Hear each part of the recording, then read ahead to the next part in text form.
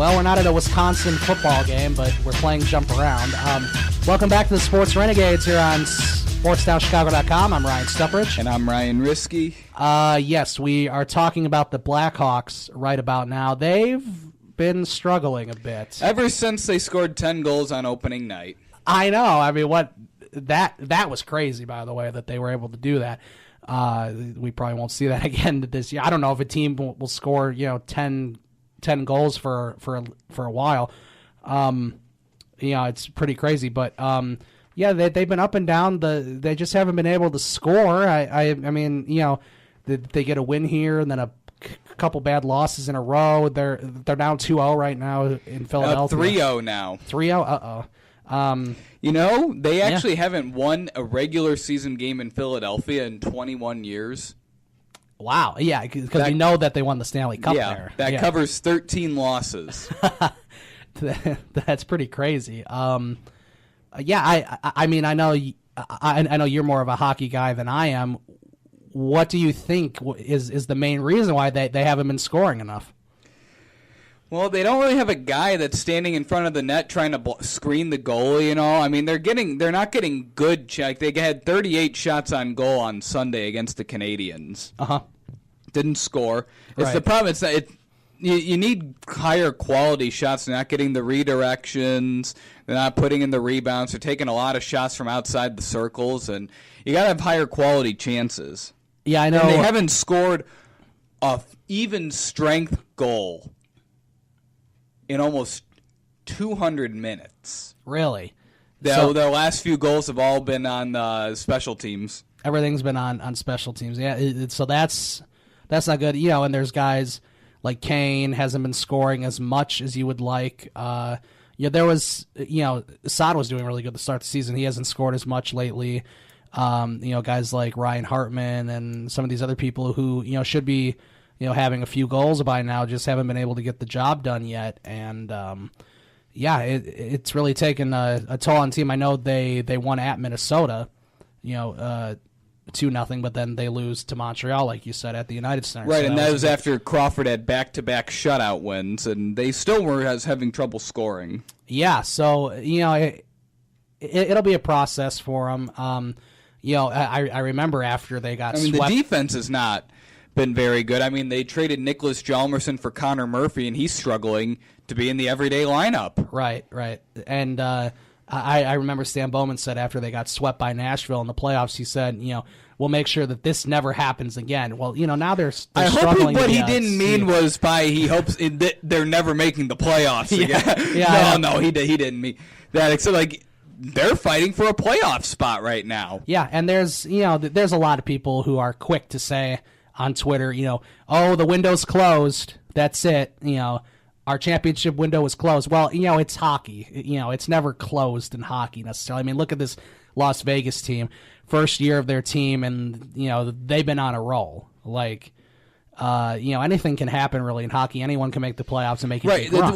Well, it's tough to make the playoffs in hockey because, there's teams that are good. It's like there's teams who get screwed. Yeah. Any team that makes the playoffs can win the Stanley Cup. It's not like it's not like the NBA where it's like it's going to be Golden State or Boston or Cleveland every year. Yeah, it's not like that. It's like any team can win any series. It's not like you can actually just easily have a perfect bracket for the NBA playoffs. You can't have that for hockey. It's too tough to decide. Right, it doesn't work like that in hockey. So hopefully the Hawks figure it out. I know it would be nice if they did, because that would be exciting, of course. It is a odd year, it was an odd year. I guess this would be the even year. So maybe they'll break that trend of winning 13 and 15, and maybe they'll win in 2018 like they did in 2010, which was an even year. So we'll see how it goes. We'll transition to Bulls now. The Bulls are 2-7, and positive Bulls news came out today. Yes, it did. They're going to be hosting the 2020 All-Star Game. First of all, it's long overdue. They haven't had one since 1988. This will be the first time that they're hosting it at the United Center. Right. That's 32 years. Yeah, because in 1988 it was at the old Chicago Stadium.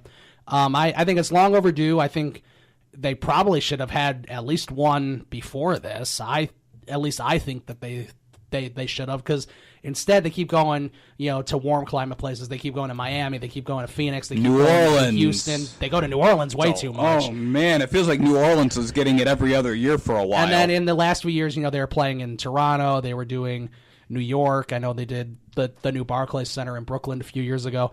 Yeah, I think it's time to bring it to these colder climates. I mean, why does it matter? It's inside. Right. And you're not going to find a better basketball city than Chicago. I mean, look at all the product that comes out of the high schools in Chicago. Look at all the players right now in the NBA that are from Chicago, and stars too, like Anthony Davis and others. I mean, it's huge. So I think it's very smart to have them play to have the All-Star game in Chicago, and it's a great stadium. It's a good venue. And it's something that they should have done a long time ago. I mean, did the Bulls just try not to bid for the All-Star game? I mean, I don't know. I could what? see it. I could see Jerry Reinsdorf not wanting to do it for some reason. But he was trying to figure out if he could make money off of it. Yeah.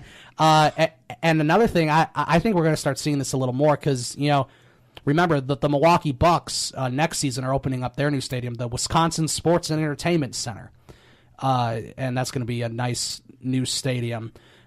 So maybe they'll have something there in the future too. I think that would be good. I think it's good to have in different places. Who cares if they can't have a stupid little thing outside for the kids to run around in the 20-degree weather? Who cares? Put it inside. The United Center is the biggest stadium in the NBA. Yeah, it definitely is. So there's a lot that they can do to make it work.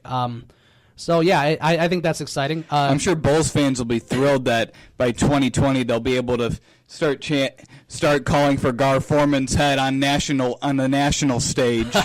I'm sure that he'll still be around. Yeah. Oh, yeah, he'll still be around. He'll keep getting promoted. He'll slither his way up like the snake he is. He'll keep slithering his way around. His good friend Fred Hoiberg will still be the coach. Well, that I hope is not the case. But why would Gar Forman get rid of his good friend? I don't know. I don't know. I'm not sure what. Unless maybe John Paxson just decides enough is enough. This guy is not our coach. Right. And that Hoiberg offense, that's still, how many times have we said it? It's a college offense. College offense doesn't transfer to the NBA. You can't just run down the floor and shoot any stupid three that you want. It's not going to work. It works in college when you have these little guys guarding you and you can just shoot over them. It doesn't work in the NBA. We're seeing it with Lonzo Ball now. Lonzo Ball's game doesn't translate to the NBA well because Lonzo Ball can't shoot like he did in college. And so, we're seeing that with the Bulls. And why is Jaren Grant starting? I have no idea. When Chris Dunn has actually looked very good coming off the bench. Dunn should be the starter, and then when Zach LaVine comes back, when he's healthy, he should be starting. That should be the way it is. My starting five, it's hard to even think because I can't even think of the players on the team. But, it would be Lauri Markkanen. He's starting power forward. Robin Lopez starting center. Zach LaVine, when healthy, would be point guard or shooting guard. Then you have Dunn, and then you have a Holiday starting at like shooting guard or something.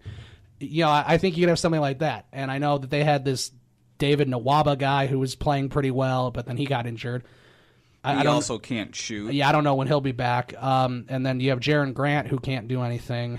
But Justin Holiday at least is able to shoot. So Justin Holiday has looked pretty good. Yeah, he's a decent player. And, Denzel Valentine, I think it's smart for him to come off the bench.